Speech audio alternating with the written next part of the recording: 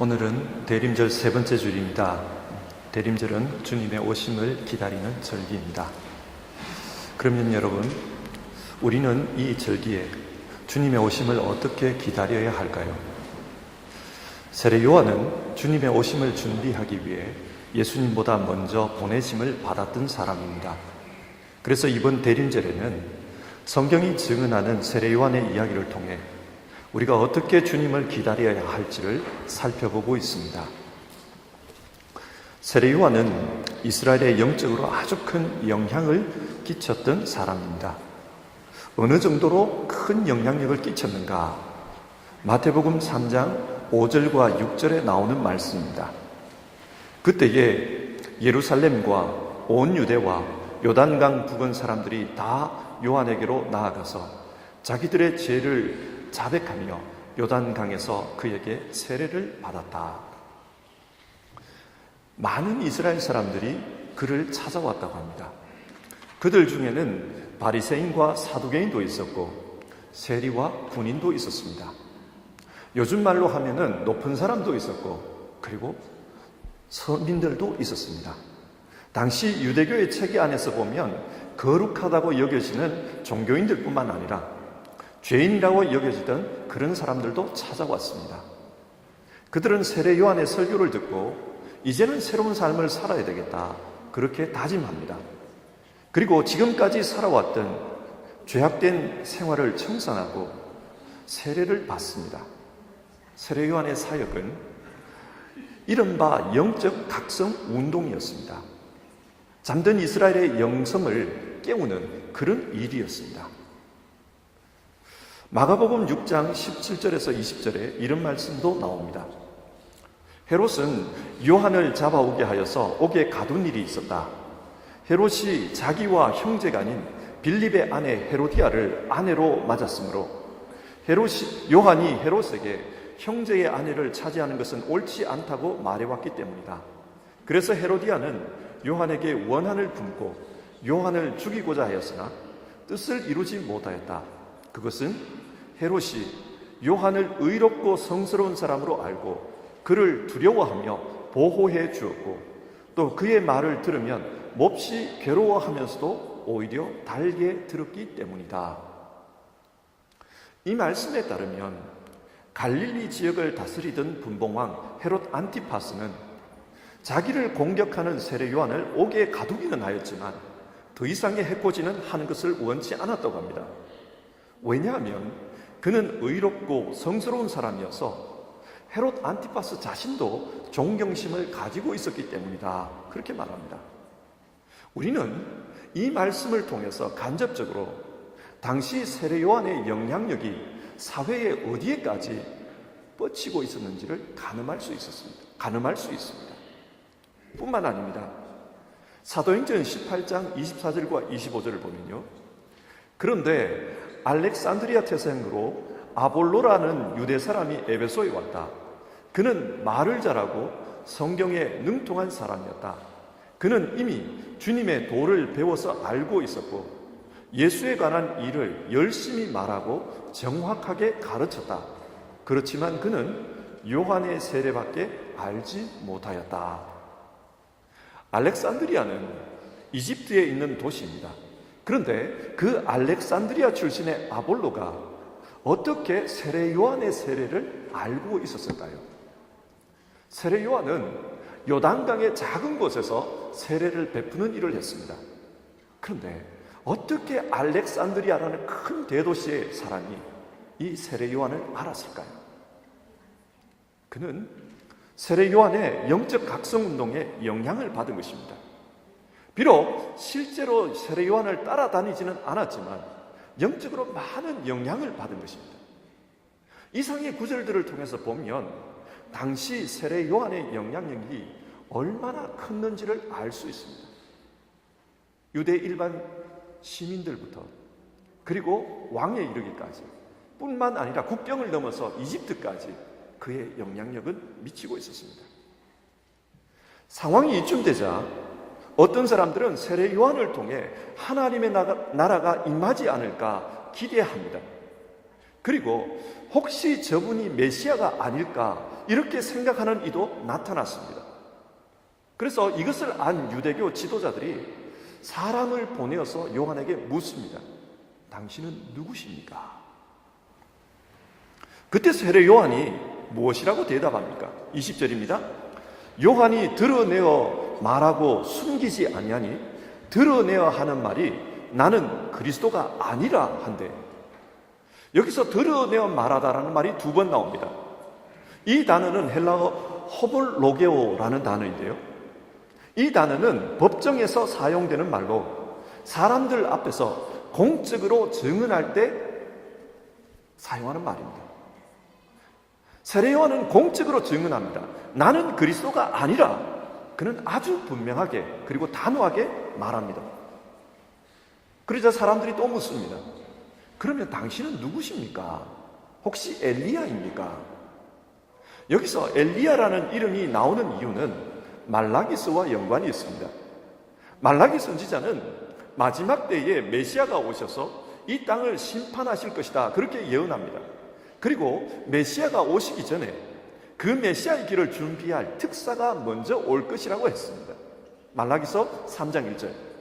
내가 나의 특사를 보내겠다. 그가 나의 갈 길을 닦을 것이다. 그런데 그 특사가 누구입니까? 말라기 4장 5절. 주의 크고 두려운 날이 이르기 전에 내가 너희에게 엘리야 선지자를 보내겠다. 사람들이 보기에 세례 요한의 영향력은 비범했습니다. 그래서 당신이 메시아가 아니라면 혹시 말라기가 예언했던 메시아의 길을 예비하러 온 그 엘리야입니까? 그렇게 물은 것입니다. 하지만 세례 요한은 이번에도 나는 아니라 그렇게 대답합니다. 엘리야가 아니라고 하니까 이번에는 당신이 그 예언자입니까? 그렇게 묻습니다. 신명기 18장 15절에서 모세는 훗날 하나님이 자기와 같은 예언자를 세워줄 것이라고 말한 적이 있습니다. 모세와 같은 예언자는 이스라엘을 구원으로 인도할 예언자를 의미합니다. 그래서 이스라엘 민족은 자기들이 어려울 때마다, 어려운 상황에 처할 때마다 모세가 말한 그 예언자가 나타나서 우리를 도와주지 않을까, 그런 기대를 하고 있었습니다. 사람들이 보기에 세례 요한은 충분히 모세가 말한 그런 예언자의 자질이 있었습니다. 그래서 많은 사람들이 당신이 모세가 예언했던 그 예언자가 아닙니까? 그렇게 질문하고 있는 것입니다. 하지만 이번에도 세례 요한은 나는 아니라 그렇게 대답합니다. 이렇게 대답하자 사람들이 답답해졌습니다. 그래서 22절을 보면 세례 요한에게 간청하며 질문합니다. 당신이 누구인지를 우리에게 말해 주십시오. 그래야 우리도 우리를 보낸 사람들에게 전할 말이 있지 않겠습니까? 이 말을 들은 세례 요한은 구약의 이사야서를 인용하면서 한마디 합니다. 23절. 나는 주의 길을 곧게 하라고 보내심을 받은 광야에서 외치는 자의 소리입니다. 세례 요한의 정체성은 아주 분명했습니다. 이것이냐 아니다, 이것이냐 아니다, 나는 이것이다. 그의 정체성은 아주 분명했습니다. 나는 광야에 외치는 자의 소리이다. 대부분의 사람들은 남들이 자신을 대단하게 봐주면 좋아합니다. 예를 들어 어떤 정치인의 인기가 점점 올라간다고 합시다. 그래서 기자들이 몰려들어서 혹시 이번 대권에 출마하실 의사가 있으십니까? 이렇게 질문하면 많은 경우 정치인들은 아주 애매한 표현을 씁니다. 그 표현을 들으면 이게 출마한다는 말인지 출마 안 한다는 말인지 구분이 안 갈 그런 표현을 합니다. 근데 여러분, 왜 이런 표현을 합니까? 그래야 자기의 인기가 유지되기 때문입니다. 어느 정도는 사람들의 애간장을 닳기도 하고 어느 정도는 가능성을 열어둡니다. 이것이 세상 사람들이 살아가는 방식입니다. 인기를 싫어하는 사람은 없습니다. 그리고 그 인기가 주는 유익을 거부하는 사람도 없습니다. 그런데 세례 요한은 그것을 거부하고 있습니다. 어쩌면 인기라는 것은 사람의 본능에 가깝습니다. 마귀가 예수님을 시험한 것을 한번 생각해 보십시오. 마귀는 예수님을 성전 꼭대기로 데려가서 여기서 뛰어내리라고 합니다. 그러면 하나님이 천사를 보내어 너를 받아주실 것이다. 시편에 그렇게 기록되어 있지 않느냐? 그렇게 유혹합니다.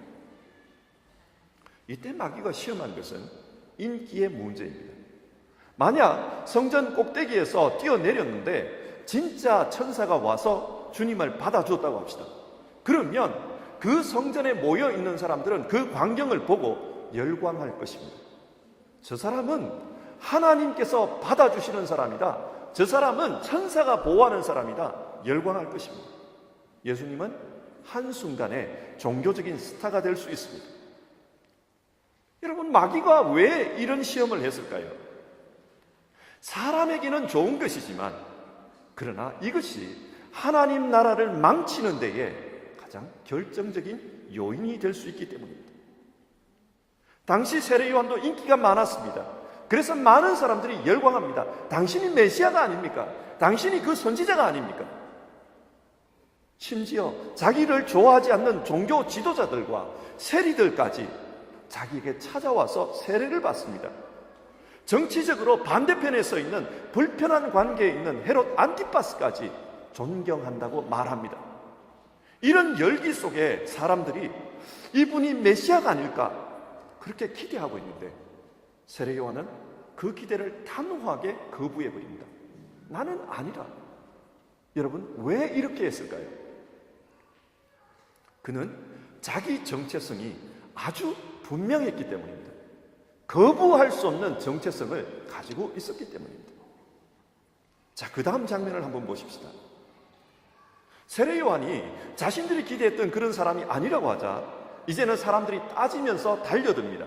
25절, 아니 당신은 메시아도 아니고 엘리야도 아니고 또 그 예언자도 아니면서 그러면 왜 세례를 베풀어서 이 많은 사람들을 헷갈리게 만듭니까?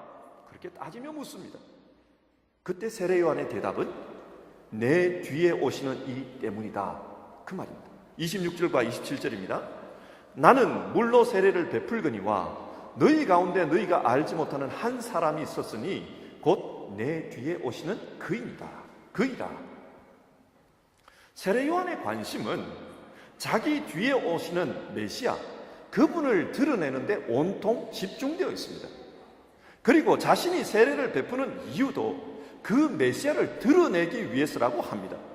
오늘 읽지는 않았지만 31절을 봅시다. 내가 와서 물로 세례를 베푸는 것은 그를 이스라엘에 나타내려 함이라. 세례를 베푸는 이유는 메시아를 나타내기 위해서입니다. 여러분, 왜 세례 요한은 모든 일의 초점을 메시아에게 맞출까요? 그것이 자신의 사명이라고 느끼기 때문입니다. 그런데 그가 나타내야 될 메시아가 어떤 분인가? 27절입니다. 나는 그의 신발끈을 풀기도 감당하지 못하겠노라. 원래 예수님 당시에 신발끈을 묶고 푸는 일은 노예들이 하는 일이었습니다. 그러니까 세례 요한은 오시는 메시아 앞에 서면 나는 노예 취급도 받을 수 없는 사람이다, 그렇게 말한 것입니다.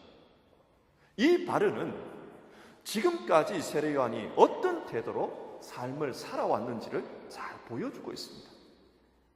자, 이상의 말씀을 가지고 처음에 한 질문으로 다시 한번 돌아가 봅시다. 우리는 오실 주님을 기다리는 사람들입니다. 그러면 우리는 어떻게 그 주님을 기다려야 합니까? 먼저 세례 요한은 자신에게 주어진 사명을 감당하며 주님을 기다렸습니다. 마태복음 25장에는 세 개의 비유가 나옵니다. 이 비유들은 주님의 오심을 기다리는 사람들이 어떤 자세로 기다려야 하는지를 가르쳐 주기 위해서 주님께서 든 비유입니다. 첫 번째 비유는 열처녀 비유인데, 신랑이 언제 올지 알지 못하니 항상 준비하고 깨어 있으라는 교훈을 우리에게 전해줍니다. 깨어 있는 것이 기다리는 자의 사명이라는 것입니다. 세례 요한은 하나님으로부터 받은 말씀이 있었습니다. 요한복음 1장 33절의 말씀인데요. 그러나 나를 보내어 물로 세례를 주게 하신 분이 나에게 말씀하시기를 성령이 어떤 사람 위에 내려와서 머무는 것을 보거든 그가 바로 성령으로 세례를 주시는 분임을 알아라 하셨습니다. 하나님은 세례 요한에게 누가 오실 메시아인지를 분별하는 표징을 말씀해 주셨습니다.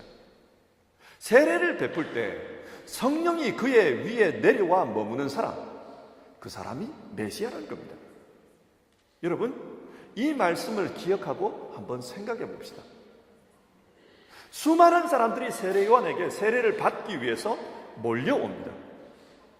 그 사람들을 보고 있을 때 세례 요한의 관심은 과연 어디에 있었을까요?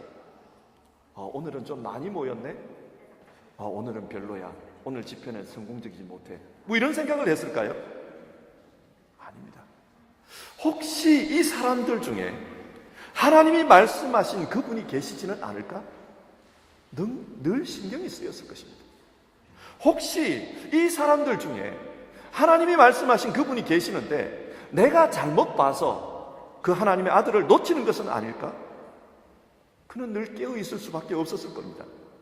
세례 요한의 삶은 모든 초점을 하나님의 말씀에 맞추고 깨어 살았습니다. 그게 그의 사명이었습니다. 깨어 있으라. 두 번째 비유는 달란트 비유입니다. 달란트 비유는 주님이 맡겨주신 일, 주님이 나눠주신 달란트를 잘 관리하는 것, 그것이 주의 오심을 기다리는 자의 사명이라고 가르칩니다. 주께서 맡겨주신 일에 충성하면서 열매 맺는 것, 그것이 기다리는 자들의 사명입니다. 세례 요한은 주님을 만날 때까지 광야의 삶, 세례를 베푸는 삶을 멈출 수가 없었습니다. 광야의 삶은 힘들었을 것입니다. 메뚜기와 석청을 먹으며 사는 것이 고달팠을 것이고 낙타 트롯을 입고 사는 것이 그 시대의 유행에 맞지 않는 그런 모습이었을 것입니다. 어쩌면 사람들이 그런 세례 요한을 보면서 저 사람 미친 것 아니야? 그렇게 말했을지도 모르겠습니다. 그러나 세례 요한은 이런 광야의 삶을 포기하지 않았습니다. 세례를 베푸는 일을 쉬지 하지 않았습니다.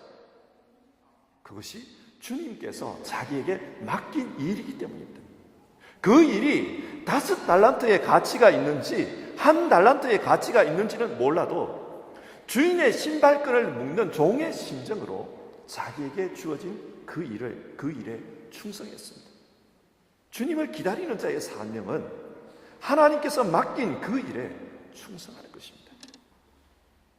그리고 마태복음 25장 세 번째 비유는 작은 자 하나에게 자비를 베푼 것이 곧 나에게 베푼 것이라, 이 땅의 작은 자를 돕고 섬기라는 주님의 말씀이 담겨진 비유입니다.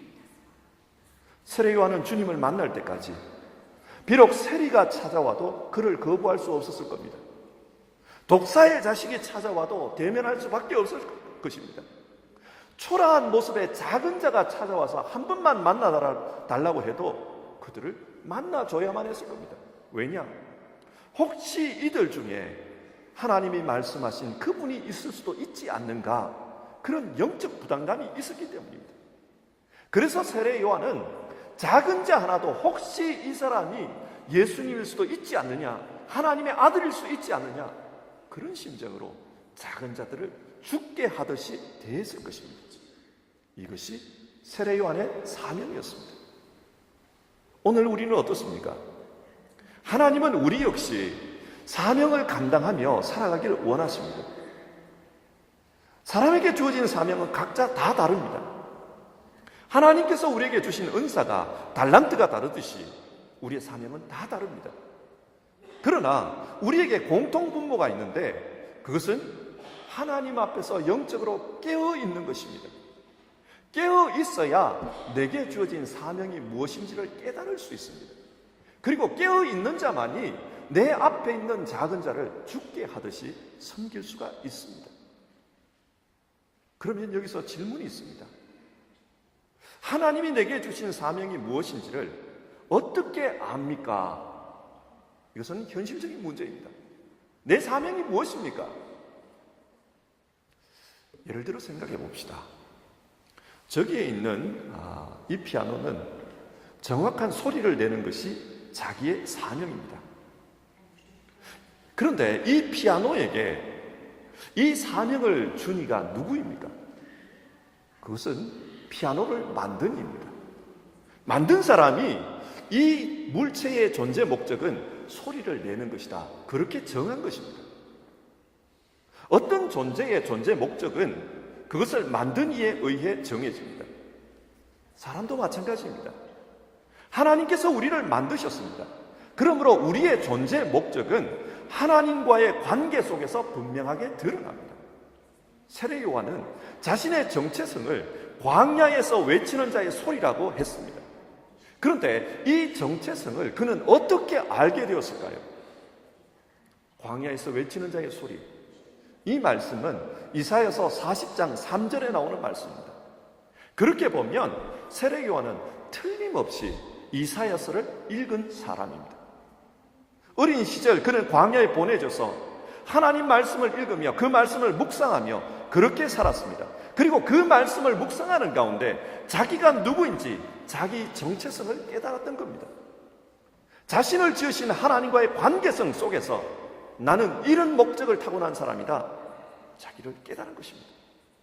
그리고 자기가 누구인지를 깨달을 때 내가 살아가야 할 길은 이것이다, 사명은 분명하게 드러납니다.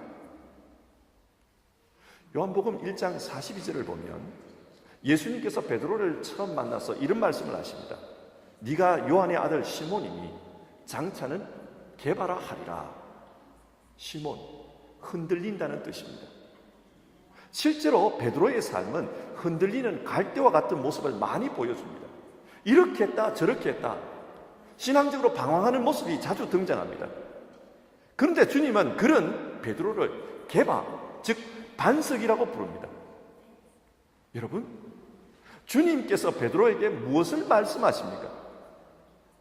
너는 베드로라, 내가 이 반석 위에 내 교회를 세우리니 음부의 권세가 이기지 못하리라. 주님께서 베드로에게 그 사명을 주셨습니다. 이 반석 위에 내 교회가 세워질 것이다. 이게 베드로의 사명입니다.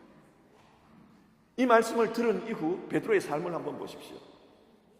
정말 훗날 베드로의 삶은 주님의 교회를 세우는 그 일에 집중되어 있는 것을 봅니다. 이처럼 사람의 사명은 하나님과의 관계성 속에서 분명하게 드러납니다. 그렇다면 주님의 오심을 기다리는 우리 모두는 하나님의 말씀 앞에서 내가 누구인지를 질문해야 합니다. 나의 사명은 무엇일까? 그 질문은 하나님 앞에서 답이 올 수 있습니다. 그리고 그 말씀이 우리에게 깨닫게 하는 그 사명, 하나님께서 우리에게 주신 존재의 목적, 그것을 쫓아 살아야 합니다. 여러분, 하나님께서 우리에게서 가장 기뻐하는 것이 무엇일까요? 그것은 우리가 가장 자기답게 사는 것입니다. 하나님께서 만드신 모습 그대로, 하나님께서 주신 달란트 그대로 그렇게 살아가는 것, 주님은 그것을 기뻐하십니다. 세례 요한은 하나님이 만드신 모습 그대로 가장 자기답게 살았던 사람입니다. 말씀을 정리하겠습니다. 우리는 주님의 오심을 기다리는 사람입니다. 그러면 어떤 모습으로 기다려야 하는가? 그것이 우리의 과제입니다.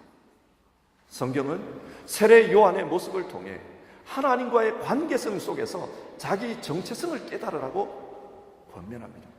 그리고 그 정체성에 근거해서 자기의 존재 목적을 알고 그 목적대로 살라고 합니다. 다른 사람들이 뭐라고 하든지 가장 자기답게 사는 사람, 그 사람이 하나님이 기뻐하는 사람입니다. 어떤 책에서 읽은 이야기입니다. 한 무리의 친구들이 낚시를 하기 위해서 캠핑을 갔습니다. 캠핑 장소에 도착하고 보니 날씨가 굉장히 안 좋았어요. 그래서 텐트를 치고 비바람이 지나갈 때까지 텐트 안에서 머물렀습니다. 첫째 날 텐트 안에서 하루만 기다리면 내일은 날씨가 좋아질 거야, 그런 기대를 가지고 서로 즐거운 이야기를 합니다. 지금까지 살아왔던 이야기, 그리고 누가 큰 고기를 낚을까, 그런 이야기를 하며 즐겁게 보냈습니다. 둘째 날. 근데 비가 또 왔습니다. 텐트에서 나가지를 못하고 계속 안에만 있어야 되니까 심심해서 알고 있는 게임들을 다 했습니다. 이런 게임 저런 게임 하면서 즐겁게 지내려고 노력을 했습니다. 그리고 셋째 날 또 비가 왔습니다. 이제는 할 게임도 없습니다. 그러자 점점 싸우기 시작합니다. 말다툼에서 시작한 싸움은 첨예한 감정 대립으로, 이념 대립으로 그렇게 이어집니다. 그리고 그렇게 여행은 엉망이 되고 말았습니다. 여러분, 이들에게 무엇이 문제입니까? 고기를 잡기 위해서 온 사람들이 고기를 잡지 못하니까 이렇게 된 겁니다. 이것은 우리 개인의 인생도 마찬가지입니다. 주님 앞에서 주님께서 주신 가장 자기다운 삶을 살지 못하면 우리 인생 안에 잡음이 생깁니다. 행복하지를 못합니다. 교회도 그렇습니다. 교회의 목적이 있습니다. 그러나 하나님이 주신 그 존재의 목적을 우리가 행하지 못하면 교회 안에 쓸데없는 잡음들로 가득하게 됩니다. 반면 세례 요한처럼 하나님이 만드신 모습 그대로 가장 자기답게 살면 그 삶을 하나님께서 축복해 주십니다. 주님이 주신 약속이 있습니다. 네가 죽도록 충성하라. 그리하면 내가 생명의 면류관을 네게 주리라. 세례 요한은 이 세상에서 이름 없이 빛도 없이 그렇게 살다가 형장의 이슬로 사라졌습니다. 그러나 하나님은 그의 삶을 축복해 주셨습니다. 그래서 예수님은 세례 요한을 보며 그가 여인이 낳은 자 중에 가장 큰 자라고 했습니다. 그리고 그의 사상과 그의 가르침은 유대 땅을 넘어서 이집트의 알렉산드리아에 사는 아볼로에까지 미치는 것을 봅니다. 하나님은 그 세례 요한을 통해 초대교회가 시작될 수 있는 기초를 닦으셨습니다. 정말 그의 인생에 면류관을 씌워 주셨던 겁니다. 우리 모두도 하나님이 주신 삶을 가장 자기답게 살면 하나님께서 우리의 마지막을 아름답게 하실 것입니다. 우리가 누구인지를 질문합시다. 그리고 하나님께서 만드신 그 목적 그대로 가장 자기답게 살아가는 우리 모두가 되었으면 좋겠습니다. 같이 찬송하겠습니다. 대림절은 주님의 오심을 기다리는 절기입니다. 우리가 어떻게 기다릴까? 먼저는 주님 앞에서 내가 누구인지를 다시 한번 살펴보는 그런 기간이 되었으면 좋겠습니다. 하나님이 나를 어떻게 만드셨나? 우리가 그것을 확인하고 살펴보는 기간이 되길 바랍니다. 그리고 주님께서 만드신 그 모습 그대로 가장 자기답게 살 수 있게 도와주십시오. 주님, 내게 맡긴 사명에 충성하며 살게 해주십시오. 주님, 내게 맡긴 달란트에 열매 맺게 해주십시오. 우리 그렇게 기도해 봅시다. 같이 기도하겠습니다.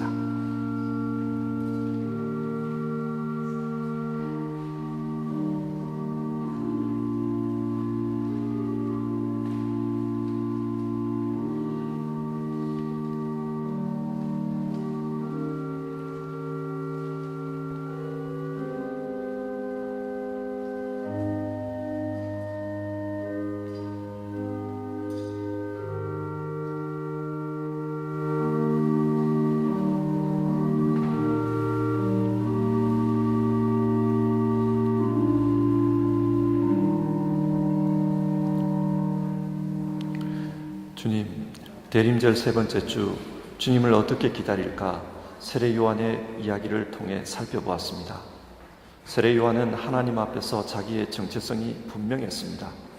그래서 사람들이 이런 인기 있는 자리, 이런 인기 있는 사람, 그 사람이 혹시 당신이 아니냐? 그렇게 질문해도 단호하게 아니라고 했습니다. 그리고 그 자기의 정체성대로 가장 자기답게 살았습니다. 주어진 사명에 충성했습니다. 우리 모두도 이렇게 살게 해 주옵소서. 그래서 대림절 하나님의 말씀 앞에서 자기가 누구인지를 다시 한번 확인하며 하나님이 주신 그 삶에 열정을 다해 살아갈 힘과 에너지를 얻게 하여 주시옵소서. 우리 주님 예수님의 이름으로 기도드립니다. 아멘.